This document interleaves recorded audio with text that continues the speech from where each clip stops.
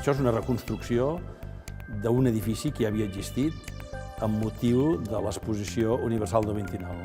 El govern d'Alemanya, de l'època, va encarregar a Mies van der Rohe que fes un dels edificis d'aquesta exposició. Una mica que serveix per fer parties i per servir com de saló social. Quan Espanya recupera la democràcia, l'Oriol Bohigas, que en aquells moments era el cap d'urbanisme de l'Ajuntament de Barcelona, se li va ocórrer la idea de reconstruir aquest pavelló que havia sigut una peça cabdal a l'arquitectura contemporània. I ens va cridar, no solament a mi, perquè ens ocupéssim de la reconstrucció d'aquest pavelló. Aquí, pràcticament, per primera vegada s'estableix el que és el llenguatge de l'arquitectura contemporània.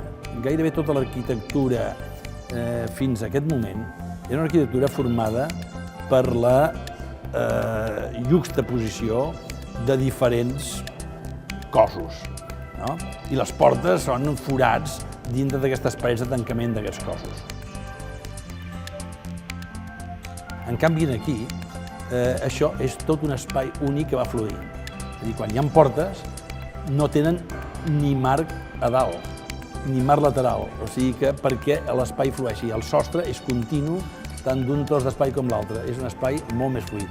Jo penso que això, com a aportació espaial, és una aportació única i que potser per primera vegada en la història de l'arquitectura s'assagi un espai així. Jo penso que a mi volia ensenyar que utilitzant com a estructura l'acer, que era un material que es començava a utilitzar profusament en l'arquitectura, les coses podien ser molt més primes. Entre les columnes d'agnossos, dels temples d'agnossos, que resulta que són unes columnes que són més grans l'espai ocupat per la columna que l'espai que hi ha intercolumni, o aquest pavelló Mies, que la columna està a la mínima expressió, realment hi ha un gran camí corregut. Per aconseguir el joc que fan els marbres, aquest joc